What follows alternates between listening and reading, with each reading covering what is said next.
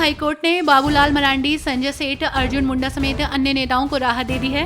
Court ने मुख्यमंत्री आवास घेराव मामले में पुलिस द्वारा दर्ज की गई प्राथमिक रिपोर्ट को निरस्त कर दिया है। इन नेताओं पर कानून व्यवस्था बिगाड़ने और विरोध प्रदर्शन में शामिल होने का आरोप था, लेकिन हाईकोर्ट ने इन आरोपों को खारिज कर दिया, जिससे राजनीतिक हलचल बढ़ गई है। आप मुखिया अरविंद केजरीवाल ने लुधियाना में जवाहर कैंप में जनसभा को संबोधित किया। उन्होंने कहा कि पहले की सरकारों ने घपले कर रखे थे, उन्हीं लोगों ने नशे की शुरुआत की, पूरे पंजाब को बर्बाद करके रख दिया। इसके साथ ही केजरीवाल ने कहा कि भगवंत मान पंजाब के पहले सीएम हैं, जो जनता को माइक देकर सवाल पूछने के लिए कह रहे हैं। ऐसा इसलिए क्योंकि पंजाब में ईमानदार सरकार है। बीजेपी नेता प्रवीण खंडेलवाल ने पीएम मोदी के ब्रॉडकास्ट के बारे में बताया है। इसमें मोदी की जीवन यात्रा के दर्शन हुए हैं।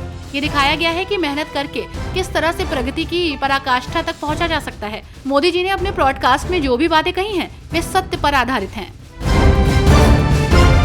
पीएम मोदी की तारीफ करते हुए बीजेपी नेता सुनील शर्मा ने कहा कि इसमें कोई शक नहीं है कि पाकिस्तान धोखेबाजी के लिए पूरी दुनिया में जाना जाता है, लेकिन आदरणीय नरेंद्र मोदी जी ने 2014 में एक प्रयास किया था। शपथ ग्रहण समारोह में नवाज शरीफ को आमंत्रित किया था। देश दुनिया को संदेश दिया था कि हम दोस्ती और शांति चाहते हैं, लेकिन उसके बाद भी पाकिस्तान अपनी हरकतों से बाज नहीं आया। पठानकोट में बम विस्फोट कराया गया। गुजरात दंगों का एक बार फिर से जिक्र आया है। दरअसल कांग्रेस नेता प्रमोद तिवारी ने कहा कि गुजरात दंगों के दौरान मोदी जी मुख्यमंत्री के रूप में कार्य कर रहे थे, लेकिन वे वहां की कानून व्यवस्था बनाए रखने में असफल रहे। इस मामले में किसने उन्हें निर्दोष साबित किया? वहां पर कत्लेआम हुआ, आगजनी हुई और न्यायालय ने भी ये साबित कर दिया कि ये सब कुछ हुआ था और कुछ लोगों को दोषी ठहराया गया। कांग्रेस सांसद मनिकम टैगोर ने कहा कि उन्होंने वक्फ संशोधन विधेयक पर AIMPLB को अपना समर्थन दिया है। उन्होंने कहा कि कांग्रेस पार्टी इस विधेयक का विरोध करती है। हम संसद में इस मुद्दे से निपटने के लिए भारत के गठबंधन सहयोगियों के साथ काम कर रहे हैं।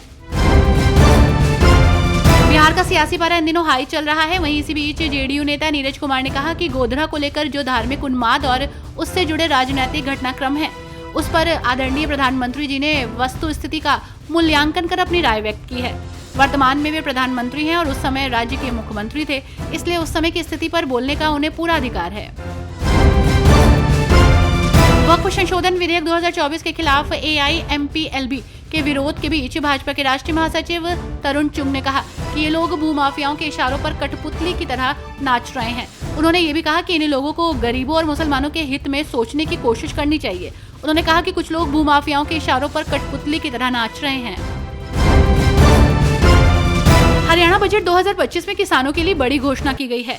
किसानों पर 1 लाख रुपए तक के कर्ज पर कोई ब्याज नहीं लगेगा। मुख्यमंत्री नायब सिंह सैनी ने 2,05,000 करोड़ रुपए के बजट का प्रस्ताव रखा है। बजट में मादक पदार्थ जागरूकता और मुक्ति प्राधिकरण की स्थापना और विश्व बैंक की सहायता से हरियाणा आर्टिफिशियल इंटेलिजेंस मिशन स्थापित करने का भी प्रस्ताव है। न्यूजीलैंड के प्रधानमंत्री क्रिस्टोफर लक्सर के साथ संयुक्त प्रेस कॉन्फ्रेंस हुई है। इस दौरान उन्होंने कहा कि हमने न्यूजीलैंड में भारत विरोधी गतिविधियों के बारे में अपनी चिंता साझा की। हमें यकीन है कि हमें इन अवैध गतिविधियों के खिलाफ न्यूजीलैंड सरकार की सहायता मिलती रहेगी। उन्होंने कहा कि आतंकी अपराधियों के खिलाफ सख्त कार्रवाई जरूरी है।